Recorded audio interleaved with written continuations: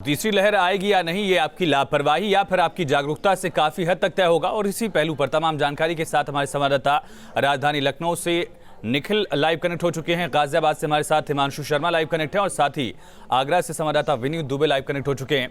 निखिल, सबसे पहले आपका रुख करना चाहेंगे, हाल में केंद्र सरकार की तरफ से भी राज्यों को हिदायत दी गई कि ज़्यादा जो भीड़ वाली जगहें हैं उन पर पाबंदियां लागू की जाए। अगर 10% कहीं पॉजिटिविटी रेट है तो वहां पर पाबंदियों को और ज़्यादा बढ़ाया जाए। यूपी में भी नाइट कर्फ्यू अब लागू कर दिया गया। किस तरह की सख्तियां हैं और कितना पालन हो रहा है?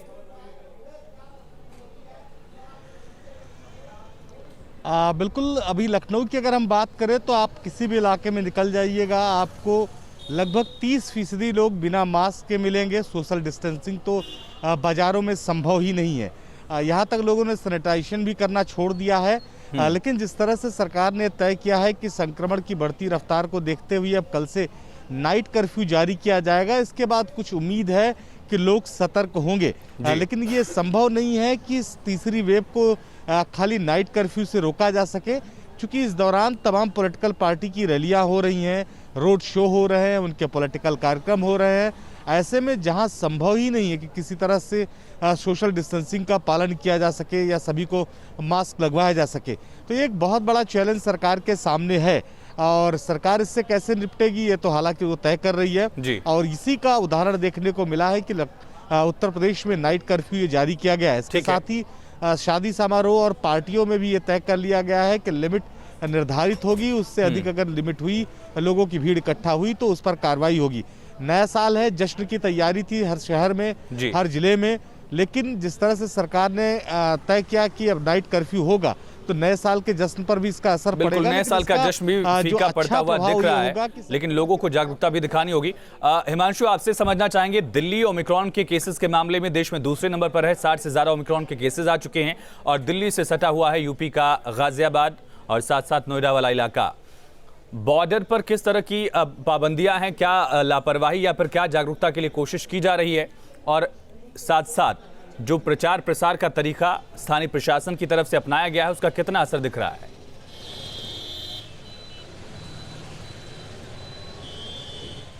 देखिए, गाजियाबाद और नोएडा दोनों ही दिल्ली से सटे हुए हैं और सबसे ज़्यादा मामले दिल्ली के अंदर ओमिक्रॉन के सामने आए हैं। गाजियाबाद के अंदर भी 2 मामले ओमिक्रॉन के सामने आए थे, लेकिन वो नेगेटिव हो चुके हैं।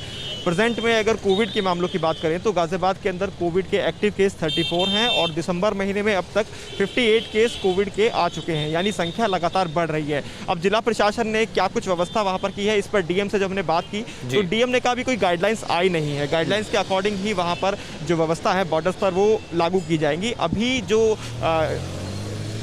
लोग जा रहे हैं दिल्ली से गाजियाबाद या गाजियाबाद से दिल्ली, अभी कोई किसी तरह की व्यवस्था वहां नहीं लाई गई है। लेकिन डीएम ने जिस तरह से आज बताया है, हो सकता है आज देर शाम तक एडवाइजरी ला दी जाए। जो लोग सेकंड लॉकडाउन के अंदर जिस तरह से हमने देखा था कि लोग जब दिल्ली से गाजियाबाद आ रहे थे तो उनको आने के लिए रोक दिया गया था, क्योंकि बहुत ज़्यादा मामले गाजियाबाद में दिल्ली की वजह से सामने आए थे। लाखों लोग हैं जो गाजियाबाद से दिल्ली नौकरी के लिए जाते हैं और शाम को वापस आते हैं, तो उनकी वजह से भी कोविड के जो संक्रमण के मामले थे वो तेजी से गाजियाबाद में देखने को मिले थे। तो हो सकता है कि आने वाले दिनों के अंदर गाजियाबाद से दिल्ली जाने पर पाबंदी लगा दी जाए अगर केसेस में बढ़ोतरी होती है। लेकिन जो फैसला सरकार ने लिया है उसका व्यापारियों ने स्वागत किया है। जी ठीक है। Doctor Swati Maheshwari senior physician भी हमारे साथ जुड़ चुके हैं। डॉक्टर से भी सवाल करेंगे और जानने की कोशिश करेंगे कि जागरूकता को लेकर और क्या कोशिश हम अपने स्तर पर कर सकते हैं। लेकिन उससे पहले विनीत, आपके पास आना चाहेंगे। आगरा एक टूरिस्ट सिटी है, विदेशी सैलानी भी यहाँ पर पहुंचते हैं। एयरपोर्ट्स पर किस तरह की टेस्टिंग की जा रही है और साथ साथ लोगों में जागरूकता कितनी है? क्या वैक्सीनेशन को लेकर भी वहाँ पर उत्साह दिख रहा है लोगों में अब तक?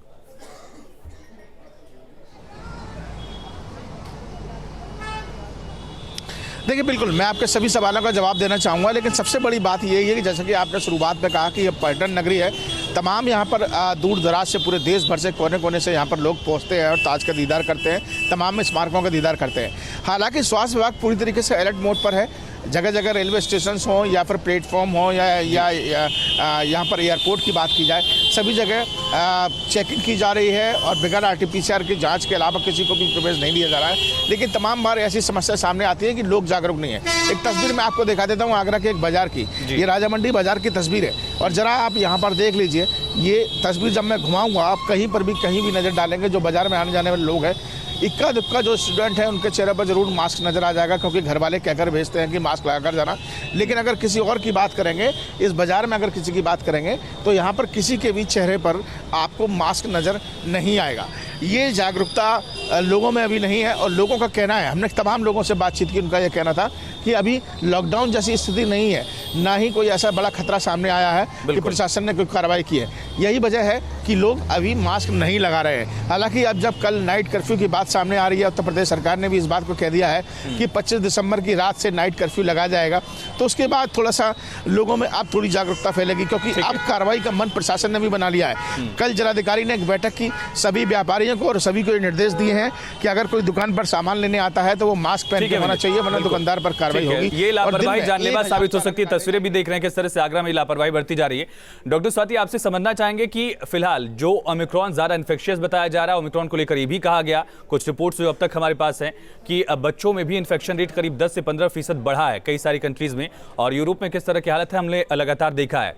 अब लोगों को कितनी जागरूकता दिखानी होगी और अपने स्तर पर हम क्या कोशिश कर सकते हैं ताकि ओमिक्रॉन से बचे रहें?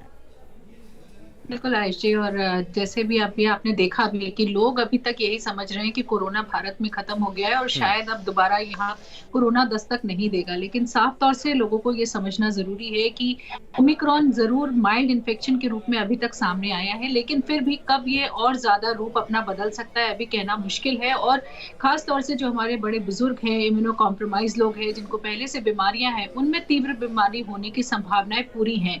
इसलिए इसको हमें बिल्कुल भी हल्के में नहीं आंकना है। और जिस तरह से सरकारों ने बढ़कर आगे कदम उठाए हैं, ये भी बहुत सराहनीय है, क्योंकि इससे लोगों में भी ये मैसेज जाता है कि कोरोना दोबारा लौटकर आ रहा है और हमें उसके लिए सतर्क रहने की जरूरत है और सजग रहने की जरूरत है।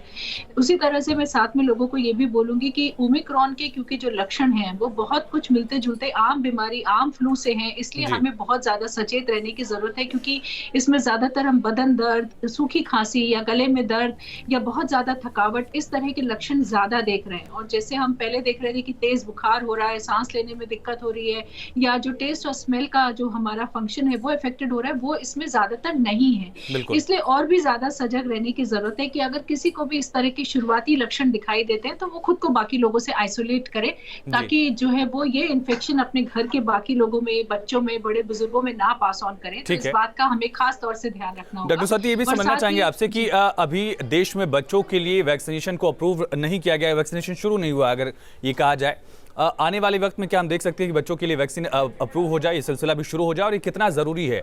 और इसके साथ ही 40% आबादी अभी भी है जो वैक्सीनेशन के लिए नहीं पहुंची, पूरी तरह से वैक्सीनेट नहीं हो पाई है, तो वैक्सीनेशन के लिए जो हेजिटेंसी अब है उसे खत्म कर लेना कितना ज़रूरी है? जी बिल्कुल, देखिए बच्चों के लिए जरूर सरकार जल्द ही कोई निर्णय लेगी और उनके लिए भी वैक्सीनेशन शुरू किया जाएगा, क्योंकि सरकार ने पहले भी ये निर्णय लिया था कि जो बच्चे पहले से पीड़ित हैं, जो इम्यूनो कॉम्प्रोमाइज बच्चे हैं, उस तरह के बच्चों को पहले हम टीकाकरण देंगे, उन्हें पहले सुरक्षित किया जाएगा और उसके बाद आम बच्चों को भी वैक्सीन दी जाएगी। तो लगातार सरकार इस तरफ प्रयास कर रही है और इसके ऊपर और डेटा कलेक्ट करने की कोशिश की जा रही है, किस तरह से इसको रोल आउट किया जाए और किस तरह से बच्चों को सुरक्षित किया जाए। लेकिन जैसा कि आपने कहा, तब तक उन लोगों का उत्तरदायित्व तो कहीं ज्यादा बढ़ जाता है जिन लोगों ने अभी तक वैक्सीन नहीं ली है या फर्स्ट डोज लेकर के बैठे हैं और सेकंड डोज लेने के लिए आगे नहीं आ रहे, क्योंकि जितना ज्यादा बड़े लोग इस वैक्सीन को ले लेंगे, हम उस क्रिटिकल नंबर तक पहुंचने के लिए संभव हो जाएंगे जहां हम बच्चों के लिए एक स्वाभाविक सुरक्षा चक्र जो है वो बना सकेंगे। तो हमें कोशिश करनी है कि जब तक बच्चों तक ये वैक्सीन नहीं पहुंचती, जब तक वो पूरी तरह से सुरक्षित नहीं होते, तब तक कम से कम जो बड़े लोग हैं वो वैक्सीन लगवाएं। वैक्सीनेशन के लिए अब आगे आना होगा लोगों को। डॉक्टर, मैं आपके पास लौटूंगा। निखिल, आपसे समझना चाहेंगे, एक हफ्ते पहले करीब आईसीएमआर के जो चीफ है बलराम भार्गव, उनकी तरफ से भी हिदायत दिया गया था कि गैर जरूरी यात्राओं से बचिए, जो भीड़ इकट्ठा हो रही है उससे बचिए। उसको लेकर क्या खाका दिख रहा है उत्तर प्रदेश में, और साथ ही हरियाणा और महाराष्ट्र जैसे राज्य जहां पर अगर दोनों डोज की वैक्सीनेशन सर्टिफिकेट किसी के पास नहीं है तो पब्लिक प्लेस में या पब्लिक ट्रांसपोर्ट में इजाजत नहीं देने की बात कही जा रही है, इस पर फैसले लिए जा रहे हैं। इस तरह का कोई निर्णय उत्तर प्रदेश में भी हम आने वाले दिनों में देख सकते हैं क्या? निखिल, देखिए अभी ये शुरुआत है। जिस तरह से उत्तर प्रदेश में कोरोना के संक्रमण की रफ्तार बढ़ी है, नया वेरिएंट ने कई लोगों को अपने चपेट में लिया है, उसके बाद से आप धीरे धीरे पाबंदियां शुरू होंगी।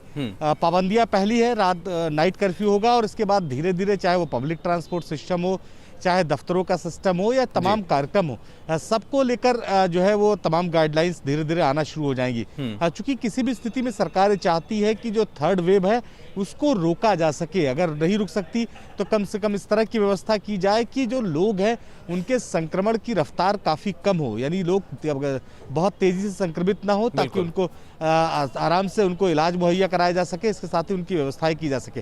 तो नाइट कर्फ्यू जारी कर दिया गया है, इसके साथ ही पार्टियों को लेकर भी पाबंदी आ गई है, उसमें भी लिमिटेशन हो गई है। अब धीरे धीरे ट्रांसपोर्ट सिस्टम और बाजारों के लिए फैसले लिए जाएंगे। विनीत, प्रधानमंत्री ने जो बैठक ली उसमें भी इस बात पर फोकस किया गया कि जो हेल्थ सिस्टम का बैकअप है वो मजबूत रखा जाए, उसको लगातार रीचेक किया जाए, वैक्सीनेशन को आगे बढ़ाया जाए और साथ साथ जो लोग हैं नियम कायदों का पालन करें।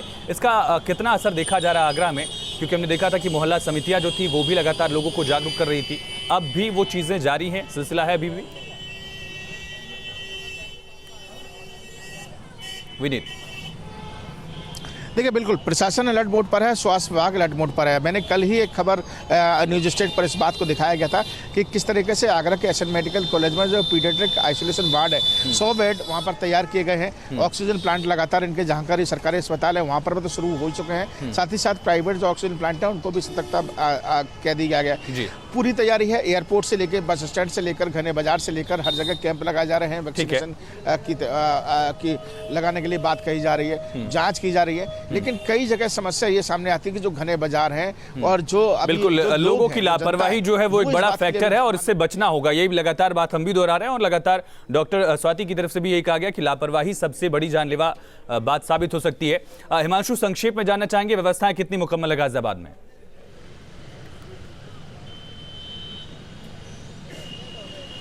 देखिए, हेल्थ इंफ्रास्ट्रक्चर की बात करें तो पहले से काफ़ी अच्छी व्यवस्थाएं कर ली गई हैं, लेकिन ये जो थर्ड फेज है ये किस तरह से आता है ये देखना होगा और इसको रोकने के लिए जनता को खुद भी जागरूक होना होगा। पूरी तरह से हम सरकार पर या जिला प्रशासन पर डिपेंड नहीं हो सकते हैं। खुद हमें अपने आप को बचाने के लिए मास्क, 2 गज की दूरी जो फॉर्मूला पहले चल रहा था उसको अप्लाई करना होगा। व्यवस्थाएं पहले से बेहतर हैं, ऑक्सीजन की व्यवस्था पहले से बेहतर कर दी गई है। 11 नए प्लांट गाजियाबाद में पहले लगा दिए गए थे। जिस तरह से सेकंड फेज के अंदर ऑक्सीजन की कमी देखी गई थी, उसके अलावा भी हेल्थ स्टाफ के अंदर भी बढ़ोतरी कर दी गई है। डॉक्टर्स की संख्या है वो बढ़ गई है। तो हेल्थ इंफ्रास्ट्रक्चर में तो बढ़ोतरी की गई है, लेकिन इस वायरस को बढ़ने से रोकने के लिए जनता को खुद भी जागरूक होना होगा। और ये कहना चाहेंगे जो भी लोग इस समय न्यूज स्टेट देख रहे हैं वो भी मास्क लगाएं, नियम कायदों का पालन बहुत जरूरी। डॉक्टर स्वाति, आपका बहुत शुक्रिया। हिमांशु, विनीत और निखिल, आपका भी बहुत शुक्रिया।